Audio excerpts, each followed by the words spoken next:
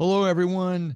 My name's Andrew Moore, and my company's Moore Signings. I have a permitting service, and I also offer notary and live scan services specifically to the contractor and construction industries. And today I'm talking with architect, planner, illustrator, and dad, Simon Hibbert from Design Ethos. Simon, how are we doing today? Doing great. Thank you, Andy. Thanks for having me on.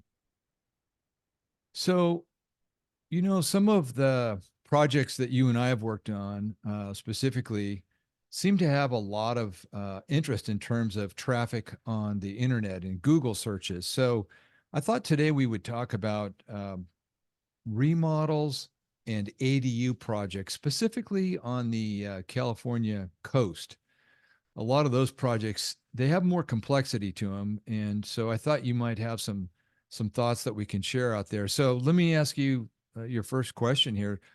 What would you like to tell prospective clients about coastal projects that involve remodels or ADUs? Okay, good question. First, let me say thanks, Andy. I always appreciate working with you, and I definitely appreciate the chance to chat with you. Um, Always like working with you.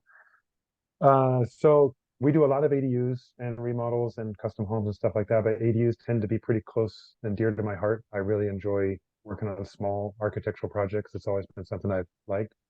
We do some that are in coastal zones that have to go to the California Coastal Commission directly. And then we do some in coastal zones that are part of what's called an LCP or local coastal program. And those go to the city, and the city acts on behalf of the Coastal Commission in order to approve them.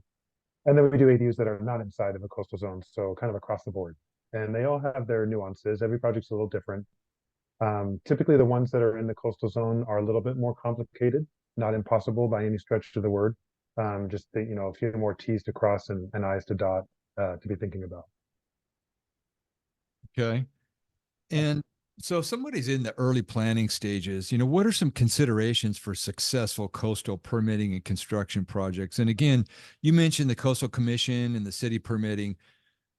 Give us some thoughts on that and maybe some specifics that, people should consider because those can be some areas that can actually really slow a project down if you're not paying attention.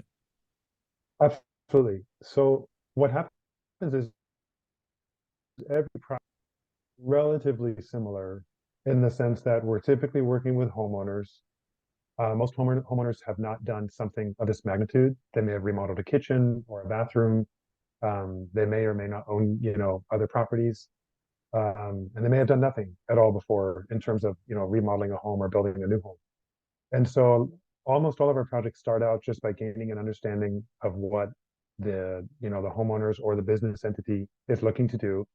And then we're trying to find the most efficient and, best way for them to achieve their goals. And whether they be in a coastal zone or not, there are a lot of laws that come into play. There are new laws coming out every year in terms of ADUs specifically and the rest of the building code. Cities are still learning how to adapt to ADUs, and the Coastal Commission actually is still learning how to adapt to ADUs. And so we're always on our projects by asking a lot of questions up front and really understanding, where the client is coming from, what their goals are, like I said. And then we're reviewing the codes, we're reviewing the ordinances and their specific property. And we got to find that nice sweet spot in the Venn diagram where the budget works for them, where the codes work for them, and where the ADU or addition, whatever, makes the most sense. And so a lot of what we do is guidance from the very outset of the project to the end of the project before we even pull permit. We're guiding our customers and the homeowners to get them better educated and to help them achieve their goals. So in that, some of the initial questions or some of the questions that always pop up are these. There are more, but people ask, what size of an ADU should I do? And a lot of them that we do, they might be as low as 250 square feet, or they might be as high as 1,200 square feet. 1,200 usually tends to be the max. A lot of them tend to be 500 to 750 square feet because that seems to be a nice range to get maybe a one bedroom or a nice studio size. and but still not break the budget. You know, we're building a new house essentially, so it still has to have the utilities and the foundation and the roof and all the things that a normal house would have. And even though it's on a smaller scale, you know, it's costly. So we're very cognizant of that. Another question is whether somebody wants the ADU to be detached, meaning it's its own standalone structure, or is it attached? Is it a, you know, like an extension of the home?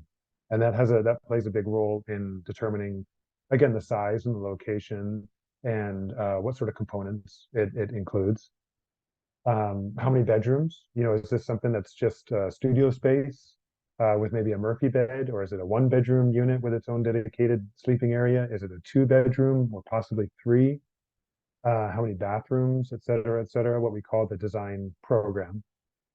And then who's going to live here? You know, is this for family?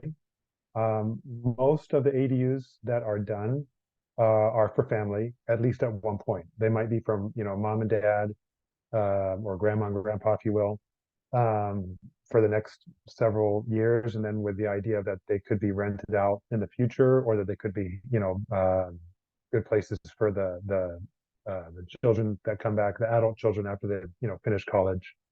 So there are a lot of different end users that could be in here. And then another big question is, have you considered a JADU or a junior ADU?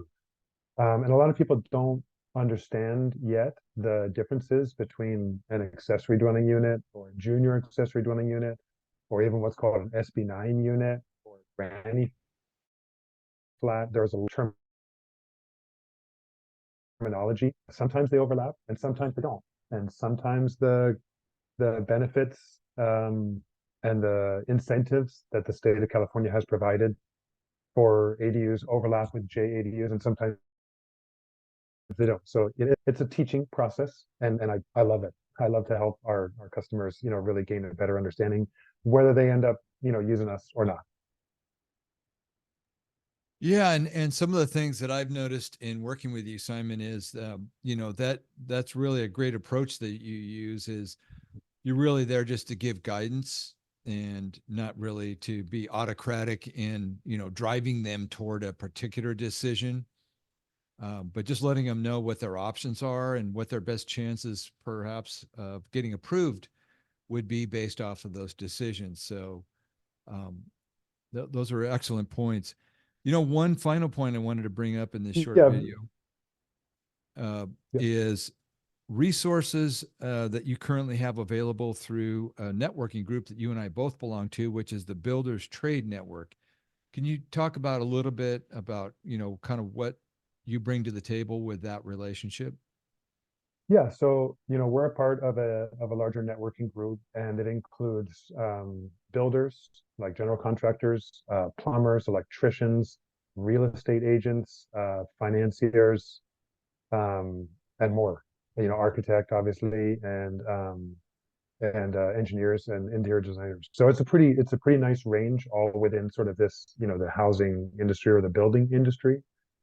And basically, it's a massive resource because, you know, we might be approaching the level of expert in any one subject, but you know, I could never claim to be an expert on all architecture, right? And then even from outside of architecture, you know, I am very versed in terminology and um, sort of what some of the other trades do, but I couldn't pretend for a moment to say that I could fill in as a real estate agent or as a builder or as an interior designer, even. So we all have our specialties.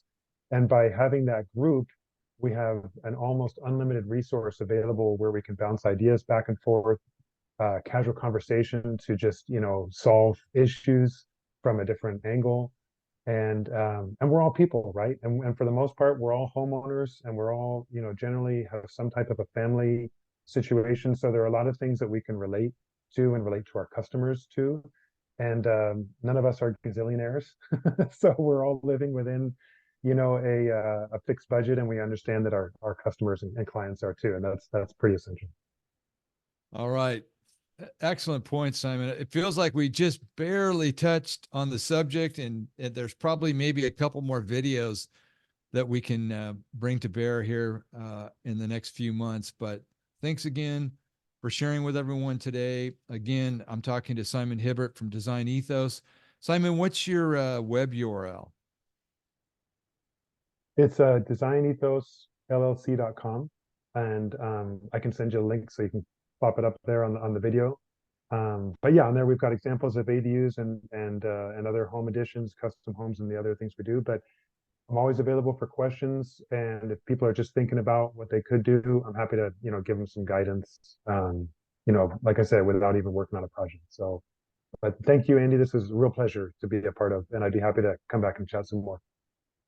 All right. Thanks again. And thanks everyone for joining our conversation today. And again, we will be back with more conversations on remodels and ADU projects specifically for the California coastal area.